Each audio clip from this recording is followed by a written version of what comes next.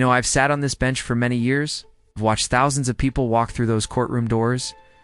Nervous teenagers, hardened repeat offenders, single parents clutching paperwork with shaking hands. I've seen arrogance. I've seen fear. I've seen regret. But there was one Wednesday morning I will never forget. My bailiff leaned in before the docket began and quietly informed me that the next defendant had already been difficult with court staff. Dismissive, argumentative, refusing basic instructions. I nodded and prepared myself. Experience has taught me that attitude often tells you more than the charge itself. Then she walked in. Patricia Whitmore. They're cited for driving 25 miles over the speed limit in a residential neighborhood, according to the officer's notes. She had argued during the stop, insisted she was too important to be detained, and initially refused to sign the citation. Nothing criminal beyond the violation itself, but the tone was telling. She entered the courtroom dressed in designer clothing, carrying a luxury handbag that probably cost more than most people's monthly rent. Her eyes never left her phone. She typed as she walked, as if the entire courtroom were merely background noise in her day. Everything about her posture, her expression, her pace, it all conveyed the same message. This is beneath me. I said, "Miss Whitmore, you're here regarding a speeding citation. Please approach." She moved forward slowly, still staring at her screen. "Miss Whitmore," I said more firmly, "I need your full attention. Please put your phone away." She looked up at me, irritation written plainly across her face. "I'm handling important business matters," she replied. "Can we make this quick? I have actual important things to do today." The air in the courtroom shifted instantly. Conversations in the gallery stopped. Even my clerk froze for a moment. I kept my voice steady. "Miss Whitmore, you were cited for driving 55 in a 30-mile power zone. How do you plead?" She exhaled sharply. "This whole thing is ridiculous. That speed limit is absurd for that road. I drive it every single day, and I've never had a problem." "That's not what I asked," I replied. "How do you plead to the charge?" She waved her hand dismissively. "Fine, whatever, I was speeding. Can I just pay this and leave?" "I don't have time for this." I reviewed the citation carefully. "Miss Whitmore, 25 miles over the speed limit in a residential area is serious. There are children, family." She cut me off. "I know that neighborhood. Those people should teach their kids not to play near the street. I shouldn't have to crawl at 30 miles an hour because parents can't supervise their children properly." A ripple of disapproval moved through the courtroom. Someone in the gallery actually muttered under their breath. I held her gaze. "Miss Whitmore, the speed limit exists to protect everyone in that community, not just children. Your attitude toward this citation concerns me." "My attitude?" Her voice sharpened. "My attitude is that I'm a successful businesswoman being lectured by a small-town judge about driving on a road I use daily. This is a waste of my time and taxpayer money." I rose from the bench. "Miss Whitmore, I'm going to remind you that you are in a courtroom. You will show respect for this process." "Respect for what?" she shot back. "For you rubber-stamping tickets to generate revenue?" "I know how this works. I'll pay you a fine and be done with it." "Miss Whitmore, your fine for this violation is $350 plus court costs." She laughed, not nervously, not politely, but dismissively. "That's it? I spend more than that on lunch. Just add it to my credit card, and I'll be on my way." I looked at her carefully before responding. "This isn't a restaurant, Miss Whitmore. This is a court of law, and you are treating it like a minor inconvenience rather than a serious matter." "Because it is an inconvenience," she said flatly. "You're acting like I committed a crime for driving a little fast on an empty road." I pulled up her driving record on the screen before me. "Miss Whitmore, I'm reviewing your record. You have 3 prior speeding citations within the last 2 years." She shrugged. "So what? I paid them all. That's how this works, right? You issue tickets, I pay them. Everyone moves on." "No," I replied evenly. "That is not how this works. Each violation represents conduct that could seriously harm another person." She rolled her eyes dramatically. "Oh, please. I'm an excellent driver. I've been driving for 30 years without a single accident." "Your lack of accidents is fortunate," I said, "but it does not excuse repeated violations." And then she said something I have never forgotten. "Look, Judge," and the way she said my title carried unmistakable condescension. "I am a busy person. I run 3 companies. I employ over 200 people. I contribute more to this city's tax base than most people in this courtroom will earn in their entire lifetimes. An audible gasp swept through the gallery. I responded calmly. Miss Whitmore, your financial status is irrelevant to your obligation to follow traffic laws. Really? She replied coldly. Because from where I'm standing, it looks like this entire system exists to shake down people like me. People who actually contribute to society. My voice hardened. Miss Whitmore, I am going to ask you one final time to show respect for this court, and if I don't, she challenged, find me more money I don't care about? You can't intimidate me. I'm not some scared kid or poor person who has to bow and scrape before you. The courtroom fell into absolute silence. I let the weight of her words settle before speaking again. Miss Whitmore, your attitude in this courtroom concerns me just as much as your speeding violation. Both demonstrate a troubling disregard for rules and for the safety of others.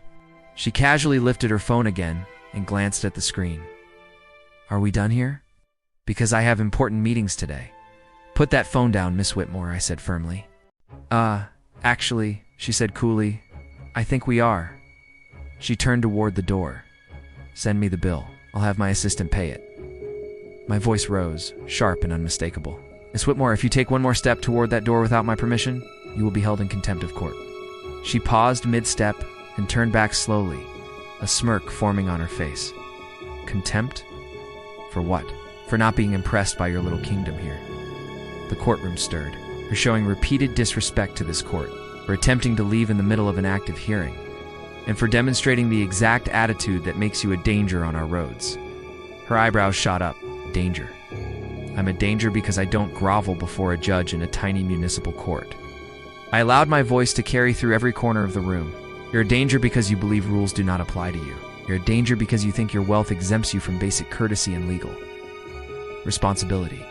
And you're a danger because you've shown no regard for the safety of others. This is absurd, she snapped. I'm leaving. She took another deliberate step toward the exit. Bailiff, I said firmly, please ensure Miss Whitmore remains in this courtroom. For the first time that morning, something shifted in her expression. A flicker of uncertainty. The confidence that had wrapped around her like armor began to thin. You can't keep me here, she said, though her voice no longer carried the same certainty. Miss Whitmore, I replied evenly, I absolutely can. You are in my courtroom, and you will remain here until this hearing is concluded. Now sit down. She stayed standing, chin lifted in defiance. Miss Whitmore, I said, each word deliberate. Sit down now, or I will add a contempt charge to your speeding violation. A long pause. Then slowly, she stepped back into place. Good, I said. Now let's discuss your situation clearly. I folded my hands on the bench. You were cited for excessive speeding in a residential area. This is your 4th speeding ticket in 2 years. You have shown no remorse, no understanding of why this matters. You have repeatedly disrespected this court. I don't have to stand here and be lectured by yes, Miss Whitmore, I interrupted calmly. You do. That is exactly what is happening right now. I leaned back slightly. The original fine was $350. I let that number sit in the silence. However, given your behavior in this courtroom, I am increasing the fine to the maximum allowable amount, $500 plus court costs. For the first time, her composure visibly cracked. You can't do that, I can, I replied. And I am. A quiet murmur moved through the gallery. In addition, I continued, you are required to complete a certified driver safety course within 30 days and provide proof of completion to this court. Her disbelief returned, this time edged with frustration. A driver safety course. I've been driving for decades. Clearly not successfully, I said evenly. Given your 4 speeding violations in 2 years, you will complete the course. This is outrageous, she said. I'll appeal it. You'll absolutely have that right, Miss Whitmore. And I encourage you to explain to an appellate judge how you conducted yourself in this courtroom today. We'll see how sympathetic they are. The room was silent again. Her arrogance was no longer firm. It was cracking. Furthermore, I continued, I am adding a contempt of court charge for your behavior today. Her eyes widened. That's an additional $200 fine? For what? She demanded. For not kissing your ring? For repeatedly disrespecting this court? For attempting to leave during an active hearing? for demonstrating complete disregard for legal proceedings. I reviewed the total aloud. So your total fine is now $700 plus court costs, bringing the total to $850. In addition, you are required to complete mandatory traffic school. The color drained from her face and then returned in a deep red flush. For the first time since she had walked into that courtroom, she looked less like a confident executive and more like someone who realized her own behavior had consequences. "You're punishing me for being successful," she said quietly, but there was no longer conviction behind it. "I am holding you accountable," I replied, "for breaking the law and for showing contempt for this court. Your wealth is irrelevant. Your success is irrelevant. As a citizen, you are bound by the same laws as everyone else in this room." And for the first time that morning, she had nothing to say. "I want to speak to your supervisor," she said, voice sharp but slightly strained. "I don't have a supervisor, Miss Whitmore," I replied calmly. "I am the chief judge of this municipal court. But as always, you are welcome to appeal." She stood there, silent for the first time, perhaps realizing that her money, her status, her influence, none of it carried weight in this courtroom. I leaned forward slightly, letting my words fill the room. "Miss Whitmore, I want you to understand something. This court sees people from every background. Some can barely afford their fines. Others, like you, treat them as pocket change. But the law applies equally to everyone. Still," she said nothing. "When you speed through residential neighborhoods, you're not just breaking a rule, you're risking lives. Children live there. Elderly people walk there. Families exist there. Your convenience is not more important than their safety." I paused, letting the silence sink in, then continued. "Your attitude today showed me exactly why you keep getting tickets. You don't believe rules apply to you. You think your business success exempts you from basic courtesy and legal obligations." For the first time, her expression betrayed discomfort rather than defiance. "I'm going to tell you what I tell everyone who comes before me. This court values character far more than your bank account. Today you demonstrated very poor character." She finally spoke, her voice quieter, more tentative. "Can I just pay the fine and leave?" "Yes," I said. "But first, you will apologize to this court for your disrespectful behavior." "What?" she asked, incredulous. "You heard me? Apologize, or I will add another contempt charge." She stood still, pride and pragmatism warring visibly across her face. "Miss Whitmore." "I am waiting," I said firmly. She exhaled, then spoke carefully this time. "I apologize for my behavior in court today." "Miss Whitmore," I pressed, "say it like you mean it." She drew in a slow, steady breath. "Your Honor, I apologize for being disrespectful to you and to this court. My behavior was inappropriate." I nodded. "Apology accepted. Now let me be absolutely clear about what happens next. You will pay $850 in fines and costs. You will complete traffic school within 30 days and provide proof of completion to this court. If you receive even one more speeding ticket in the next year, I will personally review your case and consider a license suspension."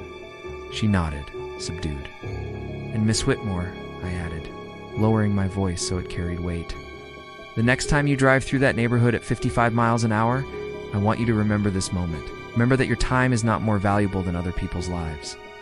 "Yes, Your Honor," she replied. "You're dismissed. The clerk will process your payment." I watched her walk toward the clerk's office. She moved differently now, less arrogantly, more soberly. Perhaps she was beginning to understand that respect isn't purchased or demanded. It is earned through behavior, through character. You see, when we achieve success, we have a choice. Use it to demand special treatment, or use it to remember that wealth and status do not exempt anyone from basic decency and legal obligations. In my courtroom, character matters infinitely more than your bank balance.